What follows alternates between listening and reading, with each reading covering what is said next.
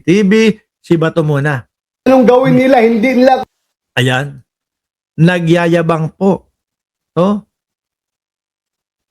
Nagyayabang po si Bato de la Rosa sa video na ito, mga kababayan.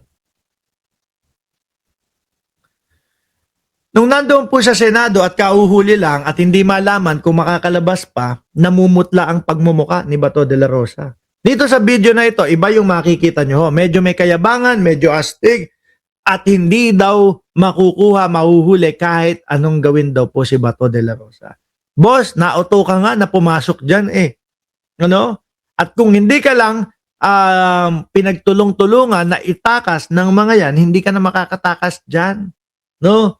Nataon lang, may mga kakuntsaba ka na naglabas sa iyo. Kagaya nila Robin Padilla. Kaya nga po, Robin Padilla, Alan Peter Cayetano, at etong si Aplaska, puro persons of interest po, mga bossing. Ngayon, ano po ang sinasabi ni Tobats dito sa video na ito? kahit anong gawin nila, hindi nila ako makuha, hindi nila ako makikita. Pero ginawa kong bumiyahe dito sa Manila para makatulong, para magbago ang liderato ng Senado. Dahil kung hindi magbabago, walang kinabukasan ang Pilipinas. Kaya Oh. Kasi ang alam namin, kapag ka binago, naku, sandali. Kapag ka binago, malaki ang tsansa na yung impeachment. Sandali. Oh, Josh. Hello? Oh, salita. Ato, yung kay Axel Fernandez, kailan ang expiration nito? Kumbaga meron pa yan eh.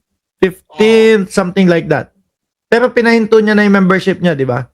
Tinuloy niya ulit. Nandito siya ngayon. Ang gulo naman. Ang gulo naman yan. Ano, tanong mo kung kakaltasan siya o hindi. Okay, bye-bye. Okay.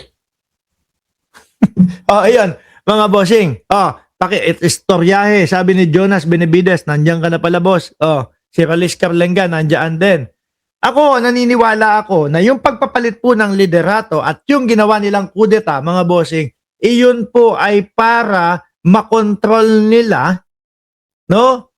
Yung ipapasang article of impeachment, mga boss Chief Amo, sir. Kasi dyan po kay Tito Soto, mga kababayan, kapag ka umabot kay Tito Soto at si Tito Soto ang Senate President, agad-agad magkukonvene ang Senado. Agad-agad magiging impeachment court ang iniiwasan nila, mga boss Chief Amo, sir.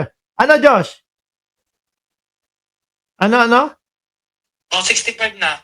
50-50. Okay. Kapag ka tinuloy, babae.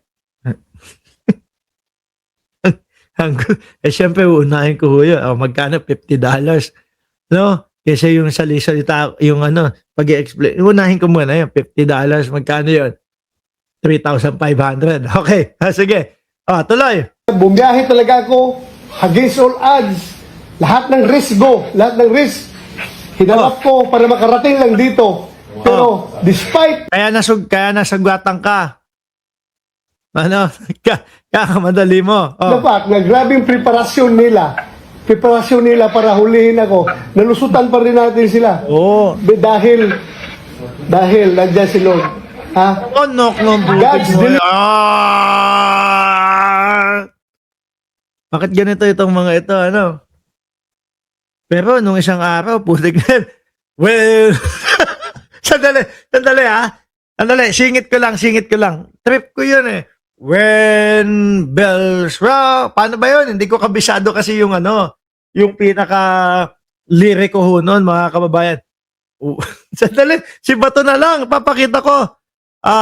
Bato, kumanta. Ay, sabi ko sa inyo, lahat ng lahat ng video namin nandito eh. Nasaan ba yun?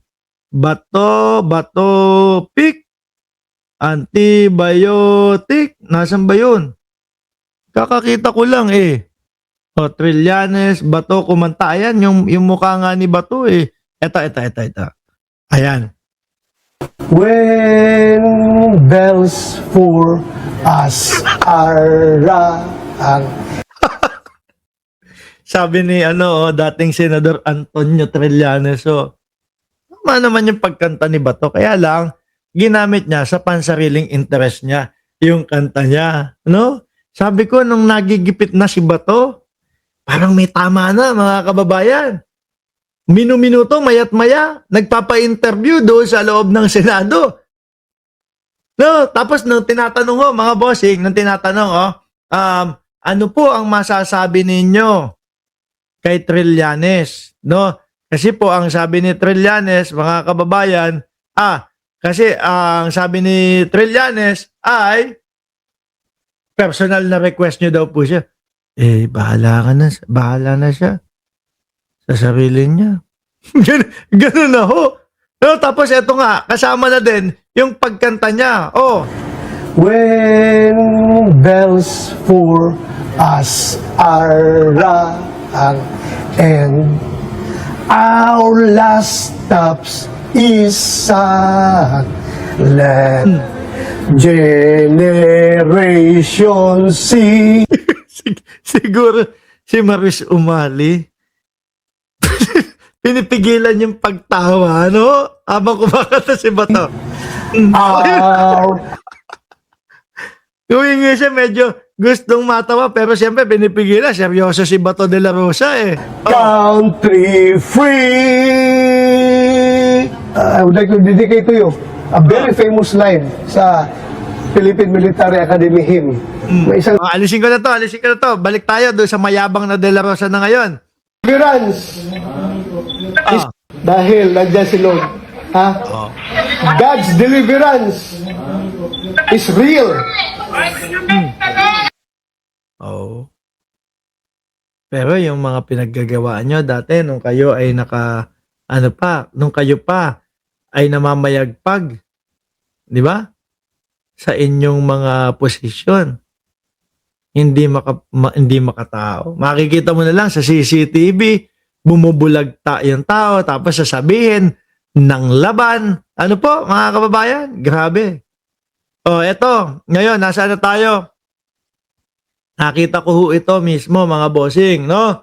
Kung babalikan nyo po ang aming titulo o ang aming title diyan sa thumbnail, mga kababayan, Bato de la Rosa, nasa Doha, Qatar na, no? Umabot na sa Doha, Qatar ang balita. Tingnan nyo maigi, ha?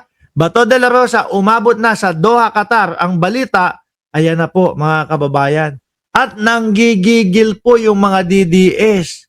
No, Rigor, ni Corpior, pabati sa iyo. Bati sa iyo. Puro letrang R pa yung pangalan mo. No? Alam mo namang bulol tayo sa letrang R. Shout out sa iyo.